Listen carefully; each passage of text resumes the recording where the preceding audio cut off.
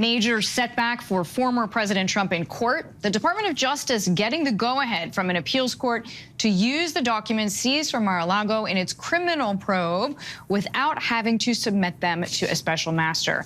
Meanwhile, New York Attorney General suing former President Trump, his 3 oldest children, and his business, claiming Trump lied about his net worth, inflating it by billions of dollars in order to cheat lenders. Now Trump is firing back, calling it a politically motivated witch hunt.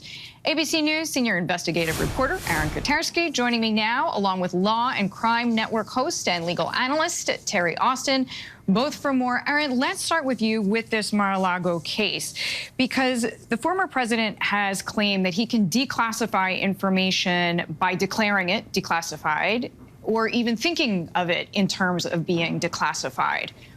Where does this leave us? You cannot just declassify something by merely thinking about it. That's not how the process works. And I think the former president's answer to Sean Hannity reveals that maybe he didn't take any overt steps to declassify the information that the FBI seized from Mar-a-Lago. Either way, the 11th U.S. Circuit Court of Appeals said that the declassification argument is a red herring because Trump has yet to show why he even has an interest in these documents or why he should have any claim over them. So the 3-judge panel, 2 of which, by the way, were appointed by Trump, restored the government's access to these documents marked classified. They no longer have to be turned over to a special master for review, and the Justice Department can continue now to build its criminal investigation to decide whether anybody should be charged over the way these documents were handled. Aaron, hold that point. We're going to pick up on that with you, Terry, this idea of allowing the Justice Department to use these documents without, as Aaron just said, a special master.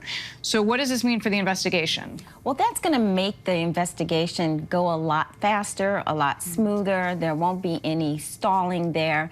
And they need to take a look at these documents to determine exactly whether or not they were classified, whether Trump had the right to take them to Mar-a-Lago, and essentially there was no reason for him to do that. And what the DOJ is trying to do is to protect the public, to protect our security. That's why they need to determine whether or not these are actually classified documents. So the faster, the better for all of us to protect the United States against anything that could happen if these documents were to get in the hands of someone that shouldn't be looking at them. That makes sense. Terry, Aaron, I'd like to just turn the page, look at a different lawsuit, the New York AG.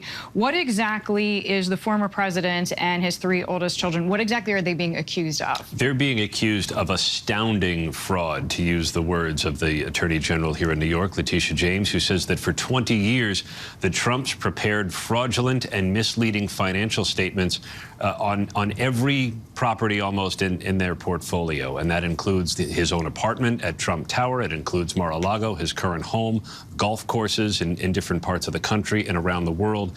The effect was to inflate Trump's net worth by billions of dollars, and it tricked the banks, the lawsuit said, into giving Trump money on lending terms that he probably didn't deserve. Yeah, essentially, if I were to say my net worth is X and it's a fraction of X, that changes the way banks behave. But if you did it, or I did it, and you defrauded a bank, Letitia James says the authorities would come after you. And she says we couldn't get away with that, and Trump shouldn't either. Proving it could be a different story. Asset valuations are notoriously subjective, and Trump's defense, you can already see it, would say, I relied on the banks, I relied on the auditors, I relied on the accountants, and there's no reason that all the blame should fall on him.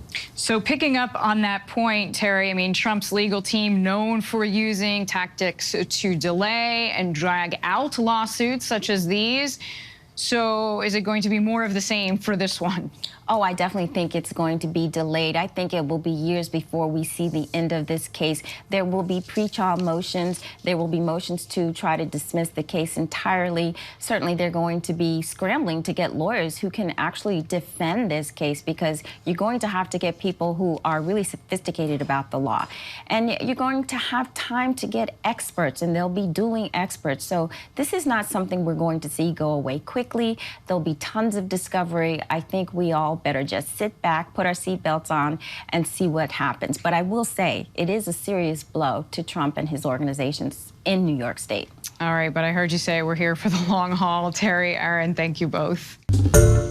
Hi, everyone. George Stephanopoulos here. Thanks for checking out the ABC News YouTube channel. If you'd like to get more videos, show highlights, and watch live event coverage, click on the right over here to subscribe to our channel. And don't forget to download the ABC News app for breaking news alerts. Thanks for watching.